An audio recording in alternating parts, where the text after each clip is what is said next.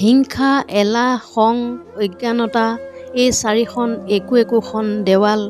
এই চাৰিখন দেৱালৰ ভিতৰত সোমাই বন্দী হৈ থাকিলে জীৱনৰ বহুমূলীয়া সময় শেষ হৈ যায়। যদি আপোনাৰ চৌপাশেও এই চাৰিখন গঢ়ি উঠিছে তেন্তে অতি সোনকালে ভাঙি পেলাওক। সময় নষ্ট নকৰিব, নতুবা আপোনাৰ নিজৰহে ধ্বংস হ'ব। আপুনি হয়তো এই চাৰিখন দেৱালৰ ভিতৰত আবদ্ধ হৈ পৰিব। এই বাধাবোৰ পাৰ হ'ব নোৱাৰিলে শ্বাসৰুদ্ধ হৈ পৰিব। কিজানি আপুনি মুক্ত হোৱাৰ আগতেই সময় শেষ হৈ যাব। এই কথাকেইটা জানি লওক, কামত আহিব।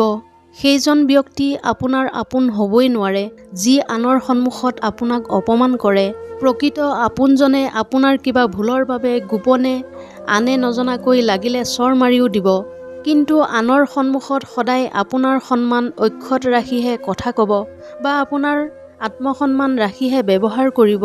প্ৰকৃত প্ৰেম সেয়াহে য'ত সংগীগৰাকীক স্বাধীনতা দিয়া হয়, অৰ্থাৎ এটা চৰাই আকাশত উৰি থকা চাই যি আৱেগৰ সুন্দৰতা অনুভৱ হয় সেয়াই প্ৰকৃত প্ৰেম।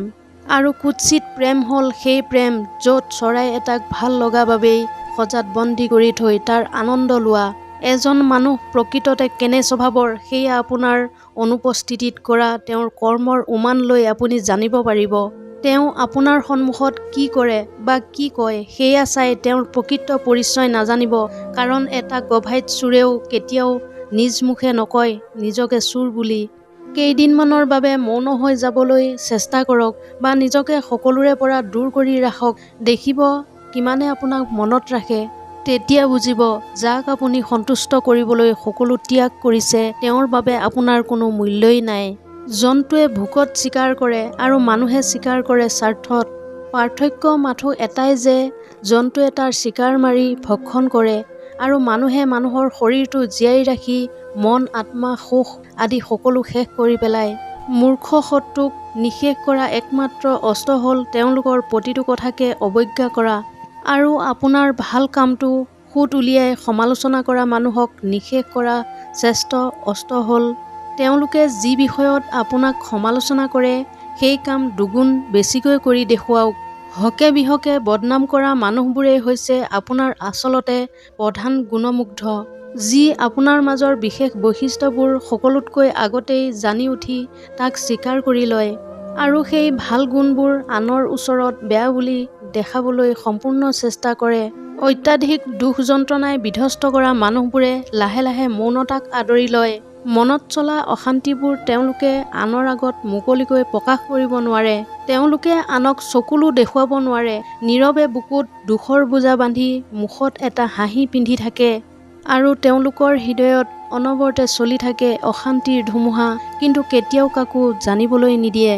আপুনি লক্ষ্য কৰিছেনে বা কেতিয়াবা ভাবি চাইছেনে যে আপোনাৰ ওচৰত কেনেকুৱা মানুহ আছে? যদি চোৱা নাই তেন্তে চাবলৈ চেষ্টা কৰক। আমাৰ চৌপাশে দুই ধৰণৰ লোক থাকে। কিছুমান ইতিবাচক মানুহ যিসকলে আপোনাক নতুন নতুন কাম কৰাত উৎসাহিত কৰিব, ভাল গুণবোৰ আলোচনা কৰিব। আনহাতে কিছুমান মানুহ থাকে যিসকল নেতিবাচক চিন্তাধাৰাৰ। সেইসকলে আপোনাৰ বা আন লোকৰ আৱেগৰ সৈতে খেলা কৰি নেতিবাচকতাৰ বৃত্ত এটা সৃষ্টি কৰে, যিয়েই আপোনাৰ পৰা আপোনাৰ পৰিচয় কাঢ়ি লৈ যায়, সকলোৰে মনত এটা বেয়া ভাৱ ভৰাই দিয়ে। নেতিবাচক চিন্তাধাৰা মানুহৰ পৰা কেনেকৈ আঁতৰি থাকিব? আমি নেতিবাচক চিন্তাধাৰাৰ মানুহবোৰক চিনি পাব লাগিব। নেতিবাচক চিন্তাধাৰাৰ মানুহবোৰ প্ৰায় খিংখিঙীয়া হৈ থাকে। সকলো সময়তে হাজাৰটা সমস্যা মূৰৰ ওপৰত লৈ মাথো বেয়াটো চিন্তা কৰি থাকে, কিন্তু সমস্যাৰ সমাধানৰ ওপৰত একো নকৰে। আপোনাক বা আন কাষৰ মানুহক বা মানুহৰ কৰ্মক নিৰুৎসাহিত কৰিবলৈ কেতিয়াও নেৰে। প্ৰতিটো কথাতে আপোনাক আপোনাৰ কামৰ বেয়াটোহে কয়। তেওঁলোকৰ কাষত থাকিলে সকলো বুজা যেন লাগে। আনৰ বদনাম গাই ফুৰে, আনে কৰা কামক উপলঙা কৰি ফুৰে। আনহাতে ইতিবাচক চিন্তাধাৰাৰ লোকসকলক চিনি পোৱাৰ উপায়বোৰৰ ভিতৰত তেওঁলোক সদায় উৎসাহী, নতুন কাম কৰাৰ প্ৰতি উৎসাহী আৰু উল্লাসিত হৈ থাকে। আনৰ লগত এনে লোকসকলে সমস্যাবোৰৰ সলনি সমাধানৰ কথা আলোচনা কৰে, আনৰ কথা ভালদৰে শুনে, আনৰ দুখৰ সমভাগী হয়, বুজিবলৈ চেষ্টা কৰে।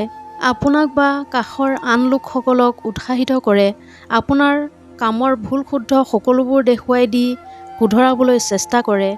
আনক সহায় কৰি সদায় আগবাঢ়ি যাবলৈ প্ৰেৰণা দিয়ে। আনৰ সফলতাত তেনে লোক কেতিয়াও ঈৰ্ষাত নুভোগে। এনে লোকৰ উপস্থিতিত আপোনাৰ মাজত এক যোগাত্মক শক্তিৰ সৃষ্টি হয়। ভাল ভাল চিন্তা তথা ভাল ভাল কাম কৰাৰ ইচ্ছা জাগি উঠে। এনেধৰণৰ মটিভেশ্যনেল ভিডিঅ' পাই থাকিবলৈ মোৰ চেনেলটো ছাবস্ক্ৰাইব কৰিবলৈ নাপাহৰিব। ধন্যবাদ।